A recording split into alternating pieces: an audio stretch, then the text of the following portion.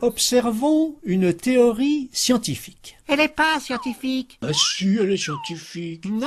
Ben si. Non. Si. Non. Eh ben c'est malin. Pour une fois qu'on avait une théorie qui expliquait tout. Bon, alors si c'est comme ça, posons-nous franchement la question, qu'est-ce qui est scientifique ou pas? Ce que nous cherchons en somme, c'est un moyen efficace, un outil de précision pour départager les théories.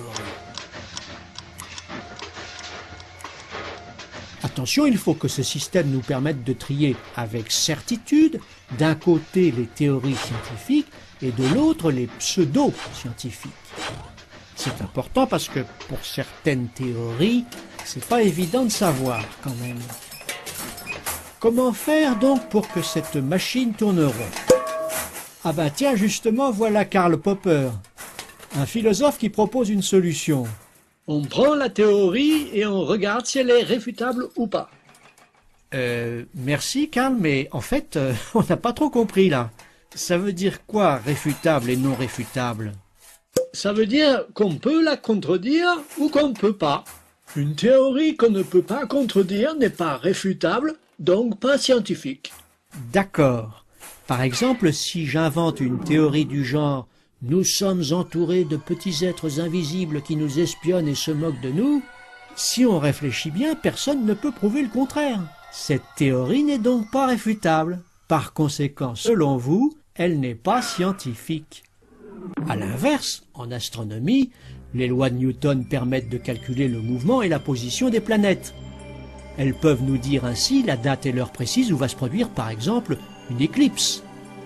On peut vérifier si cette heure est exacte. On a donc des moyens pour tester cette théorie.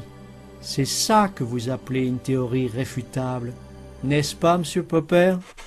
Réfutable, c'est-à-dire pour vous, scientifique. Ya, c'est presque une paradoxe. Une théorie est scientifique quand on a la possibilité de faire des expériences qui pourraient la contredire. Oh, attendez, l'astrologie par exemple, ça fait des prévisions. Donc on peut vérifier si ça se réalise. Donc c'est scientifique. L'astrologie, Karl, tout de même. Ah, nein, pas du tout. L'astrologie fait des prévisions vagues. On peut toujours les interpréter comme on veut et dire que ça colle avec la réalité. Donc c'est pas réfutable. Au fond, le scientifique idéal pour vous, c'est un peu comme un sportif fair-play. Il propose une théorie et il dit « Voilà, allez-y, testez-la, ne vous gênez pas, on en discutera après, ça fait avancer la science. » En somme, il apprécie la contradiction. Il n'en a pas peur. Pas peur. Ah, excellent, Karl. En plus, notre scientifique fair-play, il se soumet au jugement de toute la communauté scientifique. C'est ce qui permet à la science de se corriger elle-même. Mais, Monsieur Popper, est-ce que ça marche avec les sciences humaines, votre critère? En sociologie, par exemple, les observations dépendent toujours de tas de paramètres. C'est difficile de les comparer, donc de réfuter les théories avec ces observations. Ah, c'est une grande discussion. Vous voyez, ma théorie est réfutable elle aussi. On peut la critiquer, donc on peut aussi l'améliorer. À vous de jouer.